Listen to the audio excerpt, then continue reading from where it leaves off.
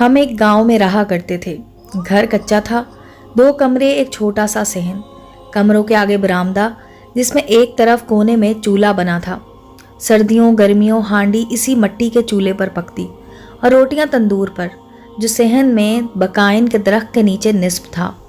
ये छोटा सा घर जिसको मैं अपना घर कहती थी, दरअसल हमारा नहीं था, बल्कि मालिक ने अपनी ज़मीन पर बनवा कर दिया था। मेरे अब्बा और भाई उनकी ज़मीन पर काम करते, फसल बोते थे और माँ उनकी भैंसों की देखभाल करती। मेरे दोनों भाई और अब्बा तपती धूप में गंदम की बालियाँ काटते और उनकी ढेरियाँ बनाते थे और माँ रोज़ाना लस्सी से मक्खन निकालती। जब मक्खन से मटकी भर जाती, वो उसका घी बनाती और बुआ जी के हवाले कराती। मगर घी के भरे कनस्तर होते, हम बच्चे छाछ पर गुजारा कर लेते। कभी जो मक्खन के लिए कोई ज़िद करता, अम्मा उसको तंदूर की आग तेज़ करने वाली लकड़ी से मारने को दौड़ती। हम जानते थे माँ हमको मक्खन ना देगी, फिर भी रोज़ ही ज़िद करते थे कि मक्खन दो। यूँ सुबह ही सुबह माँ को सहन में अपने पीछे दौड़ाते थे। ये रोज़ का मामूल था। अब्बा बेचारा चुपचाप ये तमाशा देखता, कभी कभी बोल भी पड़ता, अरे नेक बख्त के बच्चे हैं, ज़रा सा मक्खन उनको दे दिया कर, क्यों इतना तरसाती है? कोड़ी सा मक्खन देने से आसमान तो नहीं गिर पड़ेगा। बुआ जी को क्या जवाब दूंगी? एक नहीं 6 बच्चे हैं, रोज़ ज़रा ज़रा सा दूंगी तो बचेगा क्या? इस पलटन का पेट तो भरेगा नहीं। अरे बुआ जी कौन सा मक्खन तोलेगी, उसको क्या खबर कितना मक्खन निकलता है। मक्खन नहीं घी तो तोलेगी, मुझसे ना होगा, तुम ही उठकर दे दो मटकी से निकाल कर उनको, हिसाब किताब तुम्हारी गर्दन पर होगा। अब्बा हमारा ईमानदार सही, मगर इतनी सारी मेहनत के बदले में थोड़ा सा अपना हक ले लेना कोई चोरी तो ना हुई। बाप की शफकत से दिल को उन्हें सोचों से तसल्ली मिलती थी। तभी अब्बा मट्टी की मटकी में भरी छाछ में हाथ डालकर थोड़ा सा मक्खन निकाल हमारी रोटियों पर छोटी छोटी गोलियां बनाकर रख देता था। तभी अम्मा की घूरती आंखों से नज़रें मलाए बगैर कहता कि हाँ हाँ मैं हूँ जवाबदा, यहाँ पर भी हिसाब किताब मेरी गर्दन पर और वहाँ भी। तू ठहर बेहश्ती, भला तू क्यों करने लगी मक्खन की चोरी? एक बार जब अम्मा बाबा घी का कनस्तर पहुँचाने गए तो बुआ जी ने बहुत इसरार करके कहा, मैं अकेली हूँ, घर का काम काज करने वाला कोई ना रहा है, तुम अपनी लड़की को मेरे पास छोड़ जाओ, वो यहाँ रहकर तरीका सलीखा सीख जाएगी और मेरी दिल दर्द भी दूर हो जाएंगे। तब अब्बा ने ज़मींदारनी को भी यही जवाब दिया था, बहन जी आप हमारी मालिक हैं, जो हुक्म करो, लड़की को कल ही पहुँचा देंगे। अगले दिन मुझको ज़मींदारनी के पास छोड़कर मेरे माँ बाप दोनों वापस गाँव लौट गए। कुछ दिन तो बड़ा जी मांदा रहा। 9 वर्ष की उम्र और ज़िंदगी में पहली बार अपनों से बिछड़ी थी। बरामदे के सतून से टेक लगाए मुंह बसोरे बैठी थी। बुआ जी ने 4 दिन लाड प्यार किया, मनाया, तसल्ली थपकियाँ दी। मेरा मूड ठीक ना हुआ तो 5वें दिन छड़ी उठा ली कि लातों के भूत बातों से नहीं मानते। बोली तू यूँ ना मानेगी, नवाब की बच्ची, मैंने तुझको अपने सुख की खातिर मंगवाया है, इसलिए नहीं कि तू टसवे बहाए और मैं तेरे लाड उठाऊं। अब उठती है सीधी तरह के उठाऊं जूती। मुकद्दर समझकर मैं उठ खड़ी हुई, हाथ में झाड़ू पकड़ी और सारे घर की सफाई कर डाली। ढेर सारे बर्तन धोए, मसाला बनाया, आटा गूंदा, कपड़े धोए। सिर्फ रोटी मैंने ना पका कि वो मुझे पकानी नहीं आती थी। तवे पर डालती थी तो अक्सर कट्ठी होकर अमरूद सा बन जाता, हाथ भी जल जाता था। बुआ जी ने कहा, ठीक है रोटी पकाना मैं तुझको सिखा दूंगी, फिलहाल तो सिर्फ अपनी रोटी बना लिया कर। ये भी बताती चलूँ कि जिम्मेदारनी को हम बुआ जी क्यों कहते थे। अक्सर अमीर अपनी गराज की खातिर हम गरीबों से कभी कभार रिश्ते जोड़ लेते हैं जो वक्ती और झूठे होते हैं, मगर गरीब का दिल खुश हो जाता है, अपनाइयत का एहसास होता है, मेहनत का सिला मिलता महसूस होता है। हम भी तभी मालकन को बुआ जी कहते थे, यानी बाप की बहन। यहाँ फूफी को बुआ कहा जाता था। जब बुआ जी मेरे अब्बा को शाहजी भाई कहती, वो बहुत खुश होते, बार बार ताकीद करते कि बुआ जी का ख्याल रखना, देखना उनको कोई तकलीफ़ ना हो, काम अच्छा करना, जो बताएं वो काम करना, बल्कि सारे घर का काम करना। जाने गुर्बत माँ बाप के दिलों को क्यों पत्थर का बना देती है कि वो औलाद से ज़्यादा अपने मालकों के सुख का ख्याल करने लगते हैं। इन दिनों मैं इतनी कद में छोटी थी कि अलगनी तक हाथ नहीं जाता था, फिर भी अपनी कद से बढ़कर कपड़े धोती थी। साबुन मुट्ठी से बड़ा होता था, हाथ में ना आता, बार बार फिसल जाता, फिर भी बुआ जी कहती, इतनी बड़ी हो गई है, अभी तक कपड़े धोना नहीं आए, ये जोड़ा साफ नहीं हुआ है, चल दोबारा से धो दे। मैं फिर से धुले हुए कपड़ों को फैलाकर साबुन घिसने बैठ जाती। भीगे हुए कपड़ों पर पानी के साथ साथ आंसू भी गिराती जाती थी और दिल ही दिल में अम्मा को कोसती थी कि माँ, खुदा करे तू मर जाए जिसने मुझको जन्म दिया है। आते समय मुझे मेरी गुड़ियों का पटारा भी उठाने ना दिया कि गुड़ियों में लग गई तो बुआ जी का काम क्या करेगी। यहाँ आते ही इतना काम जैसे कि मैं 9 वर्ष की बच्ची ना थी, कोई मशीन थी जो ना थकती थी और ना आह कर सकती थी, बस अपना काम किए जाती थी। सुबह सवेरे मुंह अंधेरे उठना होता था। जब सारा जग सो रहा होता था मैं उठती थी, तमाम घर की सफाई कर चुकती तो बुआ जी बेदार होती। रात 10 बजे सोने को लेटती। कभी बुआ जी काम से खुश होकर पचकार लेती, वरना घिरकियाँ और मुक्के। अब्बा आए तो पूछते, मेरी मैना काम तो ठीक से करती है।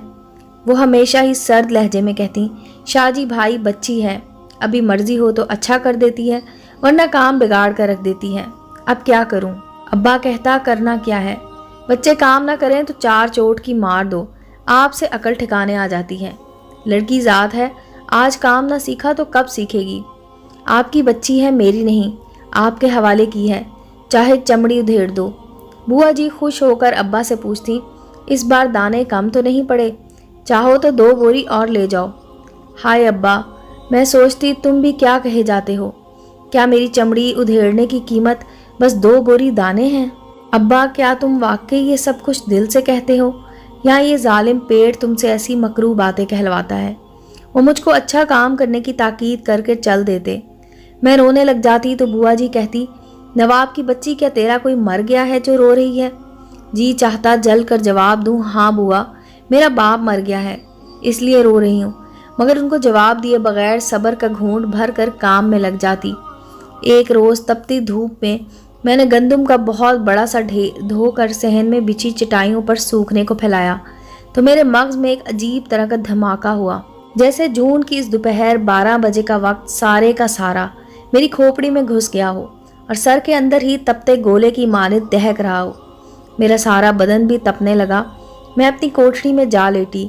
बुआ जी ने आवाज़ दी, जल्द आ, देख तो क्या वक्त हो गया है, अब तक तूने आटा नहीं गूंदा, कब तंदूर जलेगा और कब नूरानी बीबी आकर रोटियां लगाएगी। वो तो बस आती ही होगी। मेरा बदन दर्द कर रहा था, चुप सादे पड़ी थी। बुआ जी ने फिर आवाज़ दी, जवाब न मिला तो गुस्से में मेरे पास खुद चल कर आ गई। अरे सो गई क्या, जवाब क्यों नहीं देती। बुखार है मुझे बुआ जी, सारा पिंडा दर्द कर रहा है। मैं समझी वो मेरे माथे पर हाथ रखकर देखेगी कि बुखार है कि नहीं। बुखार तो था ही मुझे। बुखार हो भी तो ज़बान बंद नहीं हो जाती, क्या मुंह में घुंघियाँ डाल रखी हैं। जवाब तो दे सकती है। अरे लड़की, तुझको खबर है ना कि आज नायला और उसके बच्चे आ रहे हैं। बुखार का बहाना मत बना, नायला का शौहर बहुत नकचिड़ा है। दामाद की तो 100 तरह से खातरें करना पड़ती हैं। ये कमबख्त नवानी बीबी भी अभी तक नहीं आई। बता क्या करूं अब मैं। एक तू है कि आज ही तुझको काम करने से मौत आ रही है। आने दे तेरे बाप को, इस बार तो तेरी चमड़ी उसी से उधड़वाऊंगी। मैं उठकर बैठ गई। वो ये कहकर चली गई कि डिनर सेट निकाल कर साफ रुमाल से पोंछ कर रख दे, ऐन वक्त पर बर्तनों का रोला पड़ेगा। आज तो मैं ऐसा रोई कि सावन के महीने में आसमान भी क्या रोता होगा। मैंने सोचा ये औरत है कि संगलाख पहाड़ी, जो किसी के इतने दुख पर भी इसका दिल नहीं गरमाता। फिर यहाँ रहने का क्या फ़ायदा है। यहाँ तो बीमार को दवा की बजाय बद्दुआ मिलती है, काम का सिला क्या। ऐसी ज़िंदगी से तो मर जाना ही अच्छा है। तभी मैंने फैसला किया कि अब इस जगह 1 मिनट भी नहीं रुकना है, घर ही चली जाती हूँ। माँ बाप की मार उनसे बेहतर है। बुआ जी के घर से निकली, सीधी लारी अड्डे को चल पड़ी और गांव जाने वाली बस में सवार हो गई। शहर से गांव ज़्यादा दूर न था, बस चंद कोस का फासला था। जो सीट खाली देखी उस पर विराजमान हो गई। सोचा था कि जो होगा देखा जाएगा, क्या खबर बच्ची जानकर बस वाला टिकट ही ना मांगे। अगर उसने टिकट के पैसे मांग भी लिए तो अपने कानों में पड़ी चांदी की बालियां उतार कर उसको दे दूंगी। ये तो बच्चों वाली सोच थी, लेकिन अपने मालिक के नाम को सभी जानते थे। अगर बुआ जी के शौहर का नाम लेती तो मुझे कुछ ना कहते। आगे किसी जगह बस की तो सारे मुसाफिर उतर गए। ड्राइवर भी शायद कि सिगरेट लेने उतर गया, मगर मैं ना उतरी। आगे की सीट पर 2 बुर्कापोश औरतें बैठी हुई थीं। वो बैठी रहीं। अलबत्ता उनके साथ जो मर्द था उसने उनको पानी और चाय ला कर दी। मैं गठरी बनी सीट पर सिमटी रही। ذرا دیر کو وہ عورتیں بھی اتر کر اپنے مردوں کے ساتھ چلی گئیں۔ تبھی بس میں 2 اجنبی سوار ہوئے جو گھیردار شلواریں پہنے سر پر پگڑیاں باندھے تھے۔ وہ جو بولی بول رہے تھے میں سمجھ پا رہی تھی۔ ایک نے آہستہ سے دوسرے سے کہا، اس کو بوتل اور بسکٹ دو، اگر اکیلی ہے تو ہمارا کام بن گیا۔ یہ وہ لوگ تھے جو ہمارے علاقے میں خانہ بدوش کہے جاتے تھے، اور ان کی عورتیں ہمارے گاؤں میں موسم سرما میں بھیک مانگنے آیا کرتی تھیں۔ وہ کہتی تھیں کہ ہم پہاڑ سے آئی ہیں۔ ان میں سے ایک شخص جو ہی میرے پاس آیا، میں نے زور سے چیخ ماری کہ بچپن میں ہمارے بزرگ ڈراتے تھے، ایسے لوگ خرکار کہلاتے ہیں اور بچوں کو پکڑ کر لے جاتے ہیں۔ میں نے یہی سن رکھا تھا اور یہی بات اس وقت میرے دماغ میں سمائی تھی۔ میری خوش قسمتی کی اگلی سیٹوں کے درمیان جس کے فرش پر بیٹھا ہوا کلینر شاید ٹکٹوں کا حساب کتاب کر رہا تھا اور ان اشخاص کو نظر نہ آیا تھا، میری چیخ سن کر وہ ہماری طرف کو لپکا تو وہ دونوں آدمی بس سے اتر گئے۔ اتنے میں مسافر بھی لوٹ کر آ گئے۔ شور مچ گیا۔ مسافروں میں ایک پولیس والا بھی تھا۔ وہ مجھے اپنے ساتھ تھانے لے گیا۔ میں نے ذمہ دار کا نام بتایا کہ ان کے وہاں کام کرتی ہوں۔ آج ان کی بیوی سے ناراض ہو کر گھر سے نکل پڑی۔ گاؤں اپنے ماں باپ کے پاس جانے کو بس میں بیٹھ گئی تھی۔ انسپکٹر نے فوراً ہمارے ذمہ دار سے رابطہ کیا۔ وہ آ کر مجھے تھانے سے گھر لے گئے اور بہت سمجھایا کہ بچی اگر تو بیگم سے ناراض تھی تو مجھ سے کہا ہوتا، میں تم کو تمہارے گھر چھوڑ آتا۔ ایسے چوری سے گھر سے بھاگنا تو ٹھیک نہیں بیٹی۔ تیری قسمت اچھی تھی کہ انہوں نے تم کو مجھ تک پہنچا دیا۔ کوئی حادثہ تیرے ساتھ ہو جاتا تو تیرے ماں باپ تیری صورت دیکھنے کو ترس جاتے۔ اب تو بوا جی بھی پریشان تھی۔ مجھے گھر نہ پا کر دعائیں اور نوافل سے کام لیا تھا۔ ان کو احساس ہو گیا تھا کہ میرے ساتھ ایسا سلوک نہ ہونا چاہیے تھا۔ انسان کتنا بھی سنگ دل ہو، بالآخر اس کو کبھی نہ کبھی اپنی غلطی کا ادراک ہو ہی جاتا ہے۔ بوا جی نے میرا ماتھا چھوا۔ واقعی بخار سے جھلس رہا تھا۔ انہوں نے گلے سے لگایا، چمکارا اور کہا، ارے مجھے کیا خبر کہ تو واقعی بخار میں پڑی تھی۔ میں سمجھی ویسے ہی جی چرا رہی ہے۔ اچھا اب جا کر لیٹ جا، میں تیرے لیے دودھ لے کر آتی ہوں، دوا بھی دیے دیتی ہوں۔ شام تک بخار اتر گیا تو بھلی چنگی ہو گئی، ورنہ ڈاکٹر کے پاس لے جائیں گے۔ میں نے کسی بات کا جواب نہ دیا تو پشیمانی اور بڑھ گئی۔ کہا کہ بھلا اب موڈ اچھا کر بھی لے، اب نہیں ڈانٹوں گی، مگر کبھی چوری سے گھر سے بھاگ کر مت جانا۔ اس کے بعد بوا جی نے مجھے نہ ڈانٹا، پیار سے رکھا، اور جب میں 14 برس کی ہو گئی تو مجھ کو میرے والدین کے حوالے کر کے کہا کہ اب یہ بڑی ہو گئی ہے، اس کے تم بیاہ کی فکر کرو اور اس کی جگہ چھوٹی کو میرے پاس چھوڑ جاؤ۔ مجھ سے چھوٹی بہن کو ابا بوا جی کے پاس چھوڑ گئے اور مجھ کو اپنے گھر رہنا نصیب ہوا، مگر صرف 2 سال ہی۔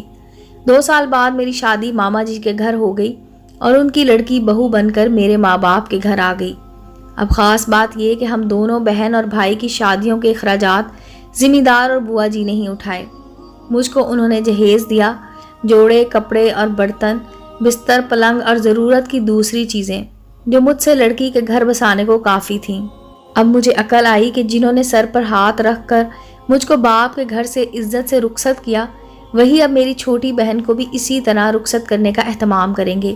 اور یہ چمڑی ادھیڑنے والی بات تو بس ایک محاورہ ہی تھا، ورنہ ابا بھی جانتے تھے کہ بوا جی مجھ سے کام ضرور لیں گی، مگر 4 چوٹ کی مار نہیں دیں گی، اور نہ ہی وہ میری چمڑی ادھیڑیں گی۔ ہاں مگر کام لینا، ڈانٹ ڈپٹ کرنا تو وہ اپنا حق جانتے تھے۔ اس میں میرے خفا ہو کر گھر سے بھاگ جانے والی کوئی بات نہ تھی۔ ابا کی یہ مجبوری تھی کہ ان کی 5 لڑکیوں کے ہاتھ پیلے کرنے کی اور کوئی سبیل نہ تھی، سوائے بوا جی کے کر کے وہ اور کہاں جاتے۔ اب سوچتی ہوں کہ بوا جی سخت مزاج ضرور تھیں، ان کے دل میں ہم غریبوں کے لیے کہیں نہ کہیں کوئی نرم گوشہ بھی موجود تھا، ورنہ دکھ سکھ میں وہ ہمارا ساتھ کیوں دیتی۔ جب بھی اماں غربت کی مار سے بلک کر ان کے در پر سوالی بن کر گئیں، کبھی خالی دامن نہ لوٹی۔ بوا جی کے ہاں غریبوں کی سنوائی ضرور ہوتی تھی، تبھی تو وہ اپنی اولاد کو ان کے سپرد کر کے بے فکر ہو جاتے۔ کام کرنا تو ہم غریبوں کا مقدر ہے، مگر برے وقت میں کوئی در تو ہو کہ جس کو کھٹکھٹانے سے مدد کی امید رہے اور دستے سوال دراز کرنے کے بعد شرمندگی نہ اٹھانی پڑے۔ یہی میرے ماں باپ کا کہنا تھا اور اب یہی میرا بھی کہنا ہے۔ آج میری بچی 9 برس کی ہو گئی ہے تو میں نے اس کو شہر جا کر راج بی بی کے حوالے کر دیا ہے۔ بے شک اپنی اولاد کسی کے حوالے کرنا برا ہے اور بچوں سے محنت مشقت کرانا بھی جرم ہے، لیکن راج بی بی نے وعدہ کیا ہے کہ تمہاری بچی سے صرف کام ہی نہیں کرانا बल्कि मैं उसको पढ़ा भी दूंगी। मुझको भी बस यही लालच है कि मेरी बच्ची पढ़ लिख जाए। स्कूल दाखिल कराने का यारा नहीं है, शायद राज बीबी से पढ़ कर ही मेरी सोनी के मुकद्दर जाग जाएं कि उम्मीद पर दुनिया कायम है। उम्मीद है दोस्तों स्टोरी अच्छी लगी होगी। चैनल को लाइक और सब्सक्राइब करें और बेल आइकॉन का बटन दबाना मत भूलें ताकि हर नए आने वाली स्टोरी का नोटिफिकेशन आपको मिल सके। मिलते हैं अगली स्टोरी के साथ।